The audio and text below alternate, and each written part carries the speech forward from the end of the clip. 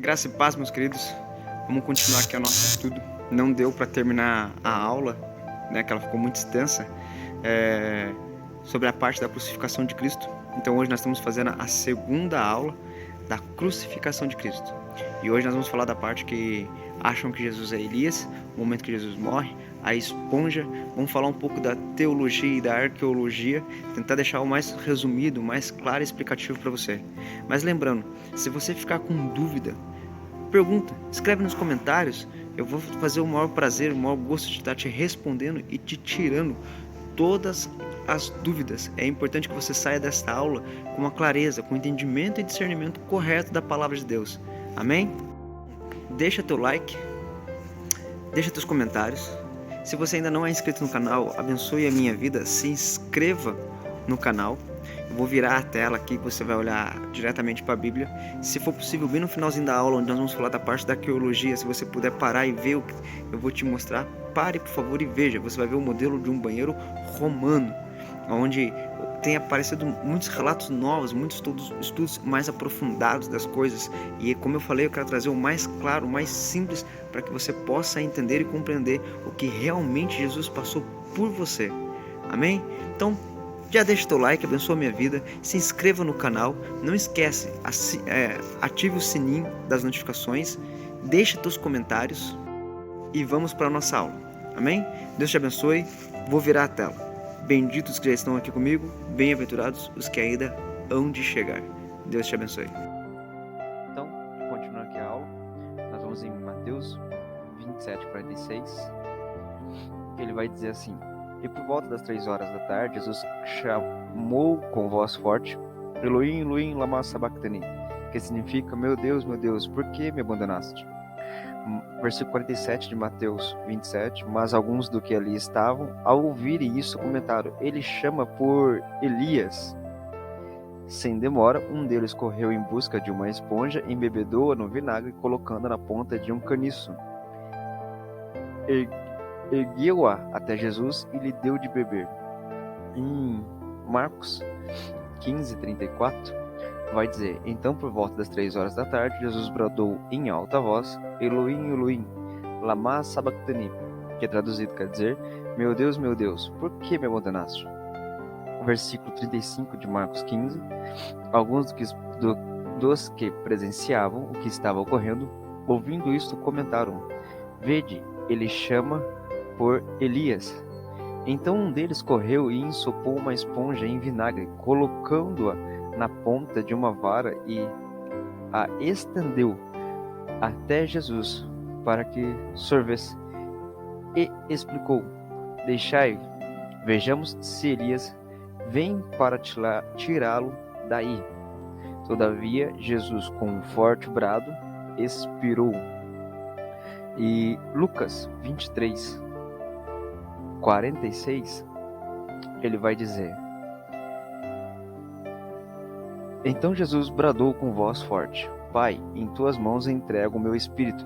E havendo dito isto, expirou.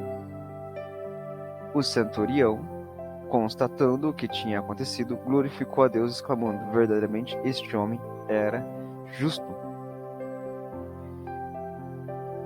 Aqui nós vimos então que Jesus fala em aramaico, né, clamando, dizendo: Pai, por que me abandonaste?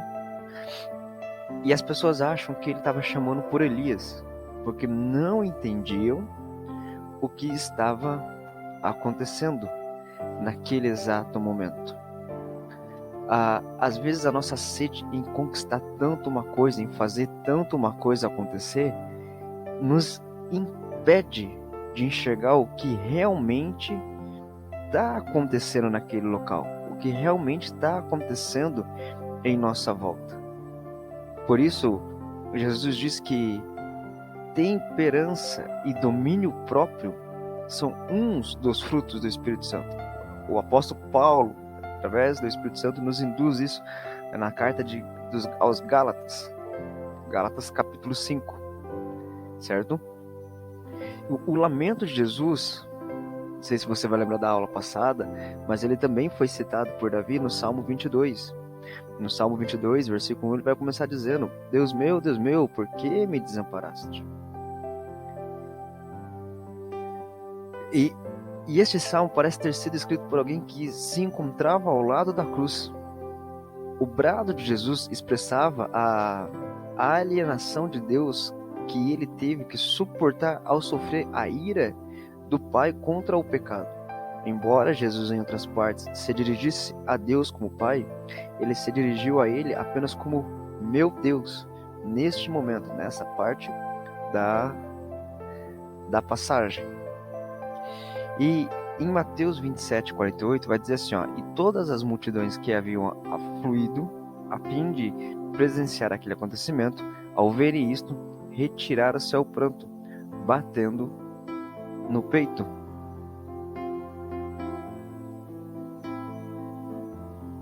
E no versículo 49 de Lucas 23, versículo 49 de Lucas 23 vai dizer: No entanto, todos aqueles que o conheciam, inclusive as mulheres que o haviam seguido desde a Galiléia, permaneceram, ainda que a certa distância, observando atentamente todos estes fatos. Certo? Eu quero te chamar a atenção aqui agora, nessa parte da esponja. No finalzinho da aula aqui eu vou colocar uma foto de um banheiro romano. E eu vou te falar o que a arqueologia nos ensina sobre isso, certo? Mas por enquanto estou focando na teologia e no que nós estamos lendo desta passagem. Amém? Já Mateus 27, 49 e Mateus 27, 48 vai dizer assim, sem demora um deles correu em busca de uma esponja, me embebedou em vinagre, colocando na ponta de um caniço. Ergueu até Jesus, ele deu de beber. Entretanto, os outros censuravam, vejamos se Elias vem livrá-lo. Então Jesus exclamou uma vez mais em alta voz e entregou o seu espírito. Versículo 51 de Mateus 27, no mesmo instante, o véu do santuário rasgou-se em duas partes, de alto a baixo. A terra estremeceu e fenderam-se as rochas.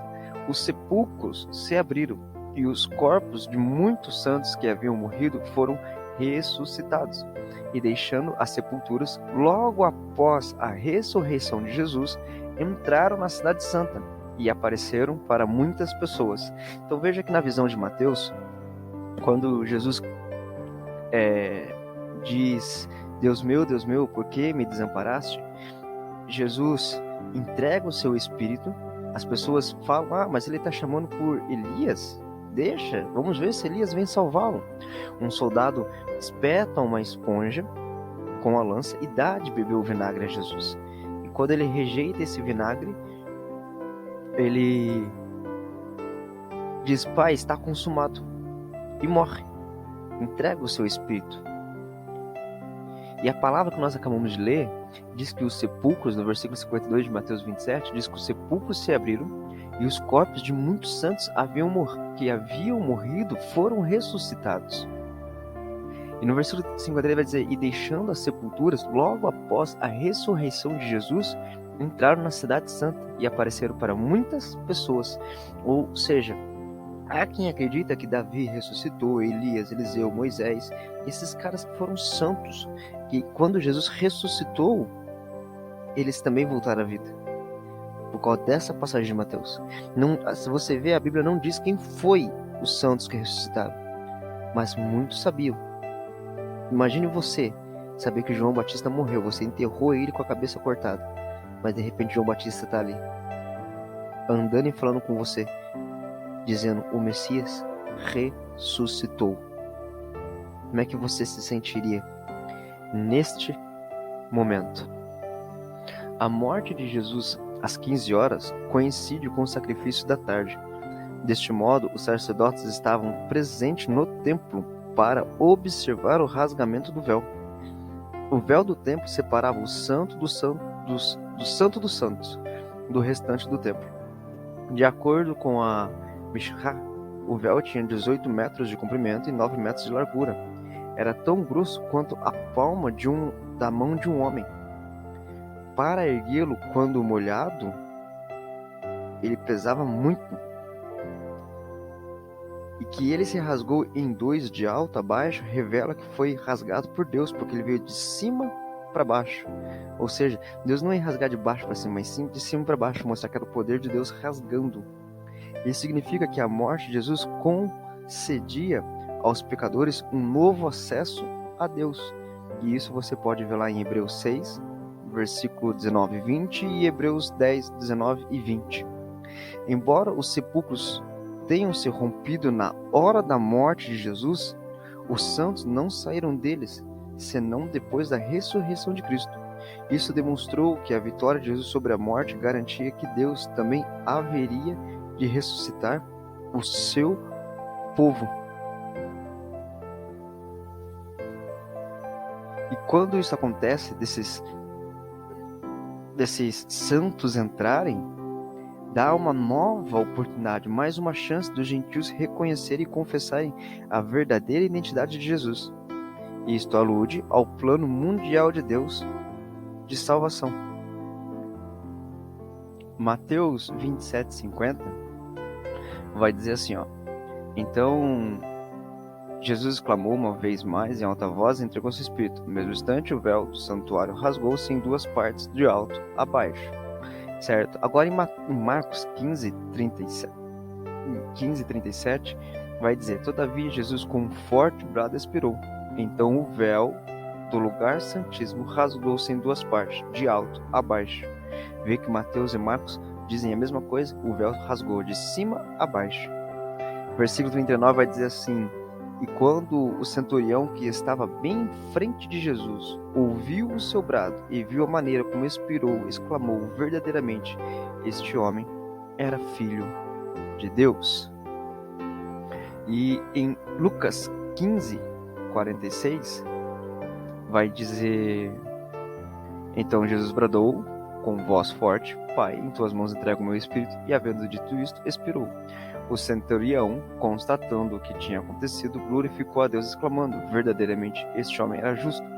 E todas as multidões que haviam afluído a fim de presenciar aquele acontecimento, ao verem isso, retiraram seus prantos, batendo nos peitos. E João 19, do 28 ao 30, ele vai dizer assim para nós: Mais tarde, sabendo Jesus que tudo já estava concluído para que a escritura se cumprisse, disse: Tenho sede. Próximo havia um cântaro cheio de vinagre.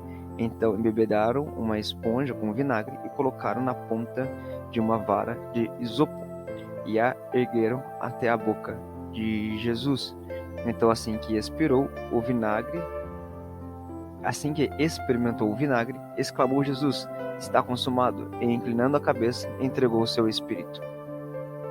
Versículo 31 de João 19. E porque era o dia da preparação da Páscoa, véspera de um sábado especialmente sagrado, os judeus não admitiam que os corpos ficassem na cruz durante o sábado. Pediram então a Pilatos que mandassem quebrar as pernas dos crucificados e retirar seus corpos. Sendo assim, vieram os soldados e quebraram as pernas do primeiro e do segundo, e em seguida do outro homem, que com Jesus havia sido crucificado. Mas quando se aproximaram de Jesus e viram que ele já estava morto, não lhe quebraram as pernas. Contudo, um dos soldados perfurou o lado de Jesus com uma lança e imediatamente brotou sangue e água. E aquele que a isso presenciou, disso deu seu testemunho, e o seu depoimento é verdadeiro, pois ele está consciente de que era relatando a verdade, para que também vos creais. E todas as coisas ocorreram para que se cumprisse a Escritura: nenhum dos seus ossos será quebrado. E mais ainda, como diz as Escrituras, em outra passagem: olharão para aquele a quem transpassaram. Então, na parte que o centurião confessa, ele aceita, Lucas silenciou a confissão do centurião. Aqui o centurião simplesmente observa que Jesus era realmente justo e não criminoso. Ao ver de Mateus e Marcos, enquanto eles afirmam que o centurião reconheceu que Jesus era filho de Deus. E quando eles batem no peito, é uma forma, é uma expressão de grande angústia, de grande tristeza. Por isso que eles fazem este ato de bater em seus peitos. E como já foi falado na aula anterior, mas vamos reprisar, quando Jesus diz, tenho sede, e o soldado pega a lança para Mateus a vara de isopo, para Lucas a vara de isopo, espeta ela e coloca na boca de Jesus, a intenção era para alguns teólogos, a intenção era de ajudar Jesus, que ele daria o vinagre a Jesus, onde anestesiaria as dores de Jesus, aliviaria as dores, porque o vinagre, desde os tempos primórdios, é considerado um grande anestésico, um grande eliminador de bactérias e de infecções. Por isso, alguns teólogos vão afirmar e vão dizer que quando esse soldado pega a lança ou pega a vara de isopo e dá a esponja embebedada em vinagre para Jesus tomar, ele está na tentativa de aliviar a dor de Jesus. Mas para alguns teólogos, e agora para alguns arqueológicos, historiadores, a intenção já era de zombar um pouco de Jesus. E um pouquinho mais para frente eu vou te falar o porquê, vou te mostrar o porquê através de uma imagem, certo? Mas eu quero que você entenda que indiferente se isso veio para ajudar ou para zombar de Jesus, ele cumpriu o papel dele, ele lutou a luta que ele tinha que travar, ele passou pelo processo que ele deveria passar. Porque se Jesus não se entregasse ao processo da morte de cruz, eu e você hoje não teríamos o processo da vida eterna. E da mesma maneira em que Jesus embebeda, ou que ele experimenta o vinagre, ele gospe, ele afasta o seu rosto, no intuito de dizer, não aceito isso, porque eu tenho que fazer algo voluntário, ciente, concreto e real do que está acontecendo. Que foi pela tua vida e foi pela minha vida esta morte de cruz. Então, antes que eu entre na parte da arqueologia, eu quero que você veja Mateus 27, o finalzinho ali comigo, certo? Mateus 27, do 55, 56, que ele vai dizer assim para nós.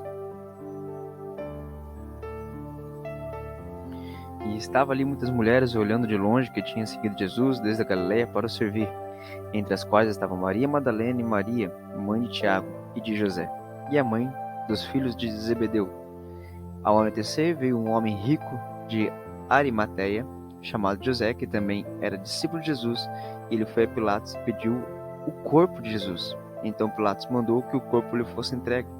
E José, tomando o corpo, envolveu em um pano limpo de linho e o deitou no seu próprio túmulo novo, que havia esculpido em rocha, e rodando uma grande pedra para a porta do sepulcro partiu.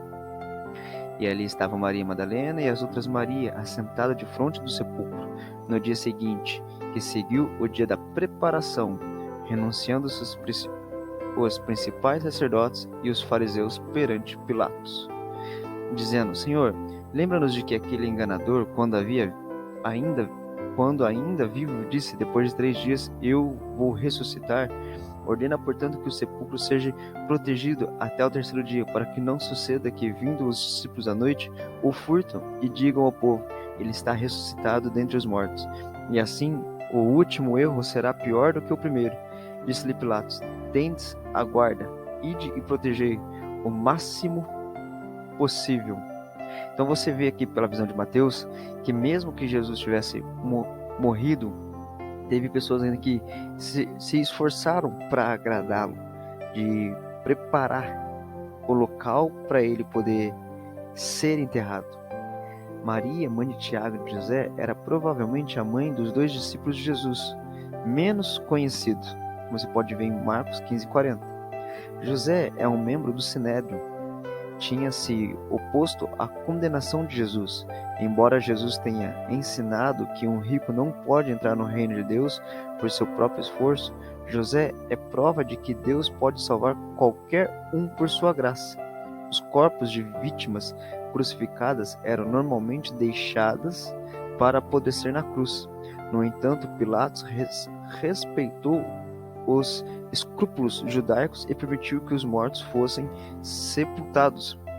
Então, uma coisa que você tem que entender é que um corpo na cruz, ele podia ficar horas como dias. Há alguns historiadores, alguns teólogos que dizem que o corpo podia ficar até 15 dias na cruz, até que a pessoa viesse morrer. Só que enquanto ela está na cruz, não come, não bebe, nem nada disso. Não vai ao banheiro, tem que fazer necessidade no pano que era em volta da tua cintura. Então a morte de cruz era algo muito, muito cruel, algo muito nojento e feio. Imagine você ficar 15 dias pendurado numa cruz, sem comer, sem beber e tendo que fazer as tuas necessidades em você mesmo. Era algo triste de se ver, algo triste de se falar. Em casos, alguns não aguentavam muito e morriam antes, com 7 horas, 8 horas. Nós estamos falando que a morte de Jesus aconteceu das 9 da manhã às 15 da tarde, para que se cumprisse conforme a palavra. Foram 9, 10, 11, meio-dia, 1, 2, 3. Foram 6 horas na cruz, pendurado naquele local, até a sua morte. E se você parar para ver, em todo o tempo, ninguém atacou ao ladrão da direita ou ao ladrão da esquerda. Era só Jesus que era atacado. Eles falavam mal somente de Jesus, atacavam somente Jesus, enquanto os dois ao lado, ninguém falava um único ai. Não mandaram nem o ladrão calar a boca, dizendo: você também está crucificado, o que você está falando aí? Fecha tua boca. Você está sofrendo o mesmo castigo que ele. Nem isso é relatado. Já parou para observar isso? Pilatos enviou um destacamento de soldados para proteger o sepulcro, pois os discípulos poderiam tentar encenar uma ressurreição falsificada. O termo grego para o destacamento não especifica o número de soldados na unidade. O lacre consistia em cera que recebe a impressão de um selo oficial romano. Isto assegura que ninguém mexesse no sepulcro sem ser detectado. Qualquer pessoa não autorizada que rompesse o selo desafiava as autoridades de Roma e poderia ser punida com a morte. Olha só que legal. Então, não foi só simplesmente 2 soldados que cuidaram. Nós vamos ver mais para frente, quando Jesus ressuscita. Eu vou fazer uma aula sobre a ressurreição de Cristo, que diz que eram 2 soldados, um à direita e um à esquerda, certo? E algumas passagens, algumas traduções de Bíblia não diz 2 soldados, mas diz os soldados. Vamos falar disso de uma próxima aula, certo? Já Marcos 15, 40, 41, 42, 43 vai dizer assim, ó: algumas das mulheres acompanhavam tudo de longe. Entre eles estavam Maria Madalena, Salomé e Maria, mãe de Tiago, o mais jovem, e de José. Na Galiléia, eles tinham seguido e servido a Jesus. Muitas outras mulheres haviam subido com ele para Jerusalém, e de igual modo estavam ali presentes. Este era o dia da preparação, isto é, a véspera do sábado, e a José de Arimateia, membro honrado do Supremo Tribunal dos Judeus, que também aguardava o reino de Deus, dirigiu-se corajosamente a Pilatos e solicitou o corpo de Jesus. Enquanto Lucas 23, 49 vai dizer: no entanto, todos aqueles que o conheciam, inclusive as mulheres que haviam seguido desde a Galiléia, permaneceram ainda que a cerca distância, observando atentamente os fatos. João 19 vai dizer assim, no versículo 36: e todas essas coisas correram para que se cumprisse a Escritura. Nenhum dos seus ossos será quebrado. E mais ainda, como diz a Escritura, em outras passagens, olharão para aquele a quem transpassaram. Então eu quero te lembrar que, apesar de ser um conselheiro, José de Arimateia não concordou com a decisão de executar Jesus. Ele era um homem bom e justo, e também era discípulo secreto de Jesus. Em vez de ser posto em uma vala comum reservada para um criminoso, Jesus foi colocado em um sepulcro de rico. José de Arimateia, ele tinha um sepulcro e ele deu esse sepulcro para que colocassem o corpo de Jesus. Isso cumpriu a profecia de Isaías 53:9. Mateus 27, 65 e 66 afirma que foram postos soldados para guardar o sepulcro de Jesus e que a pedra rolada para fechar a entrada do sepulcro foi selada com o selo de autoridade romana, conforme nós acabamos de mencionar. As pernas das vítimas da crucificação eram quebradas para apressar a morte. Isso impedia que elas a usassem para esticar o corpo e assim pudessem abrir as caixas torácicas para respirar melhor, uma vez que as vítimas teriam agora de puxar o corpo para cima com o apoio dos braços. Quando lhes faltasse força e não pudessem mais realizar o movimento, eles morreriam de asfixia. Por isso Jesus não poderia morrer de asfixia. Porque quando você morre asfixiado, os órgãos comprimem tudo. Eles ficam tudo rígido. E se você pegar o Antigo Testamento, a parte do sacrifício, tinha que ser tudo bem perfeito, tudo muito bem alinhado. Por isso Jesus morreu antes que as pernas fossem quebradas. Aí eles furam Jesus com a lança, onde sai água e sangue. E o fluxo de sangue e água demonstrou que Jesus estava morto. A passagem pode também aludir a Êxodo 17:6. Tu ferirás a rocha e dela sairá água para que o povo possa beber. E Jesus é a nossa rocha. A lança tinha cerca de 1 metro de comprimento e era formada por uma ponta de ferro presa a uma vara de madeira. Sobre o testemunho de João a respeito de Jesus, a gente sabe que foi ele que estava lá, vendo o filho amado, quando ele fala para Maria: aí está o teu filho amado, aí está a tua mãe. Então ele coloca ele como o filho amado, o discípulo amado. Depois dos versículos 24, 28 e 29 de João 19, esta é uma da terceira prova bíblica que revela que a morte de Jesus cumpriu as Escrituras. Jesus escapou de ter as pernas quebradas, visto ter morrido tão rapidamente, e a lança não danificou nenhum dos seus ossos. Os soldados romanos mais uma vez cumpriram uma profecia sem o saber. Olharão para mim, a quem transpassarão. Zacarias 12:10. Também citado em Apocalipse 1:7. Amém? Então, aqui já deu 26 minutos de aula, e agora, para não ficar muito extensa essa aula, eu quero que você olhe atentamente a tela. Vou te falar o que a arqueologia diz. Se você observar um pouco a tela agora, você vai ver o exemplo de um banheiro romano antigamente, aonde tem 2 vasos grandes que ficavam cheios de vinagre, uma valeta. Se você observar um deles, que do lado esquerdo tem 2 homens, um deles está agachado, quase colocando uma varinha dentro da água, e tem mais 2 homens usando. Isso que está na mão dele é uma pequena vara de isopor, e na ponta é uma esponja. Eles limpavam seus orifícios e colocavam essa vara dentro dos vasos cheias de vinagre. E daí, quando o próximo fosse usar, ele passava na água, utilizava e voltava a colocar no vinagre. Ou às vezes passava na água, mas de qualquer jeito tornava a colocar a varinha com a esponja nos vasos de vinagre. E assim era um banheiro público romano. Do lado de fora, obviamente, ficavam homens ou mulheres com instrumentos tocando para disfarçar os barulhos.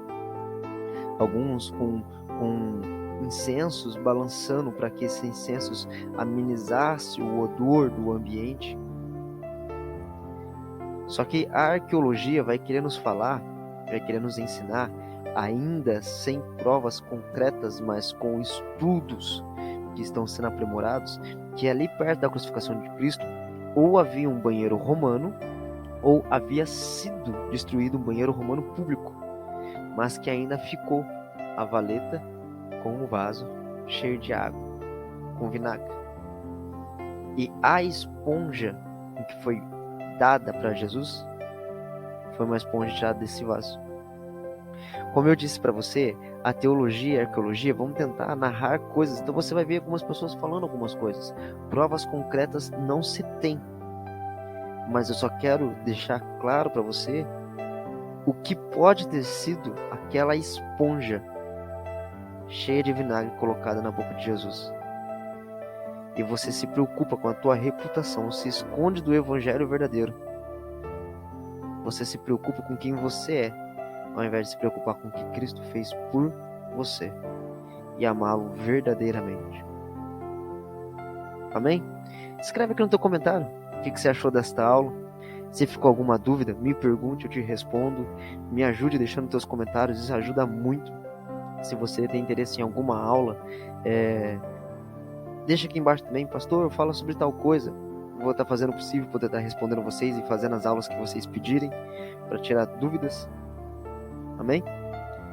Que Deus possa abençoar então, e até a próxima aula. Na próxima aula nós vamos falar da ressurreição de Cristo. Algo fenomenal. Deus te abençoe.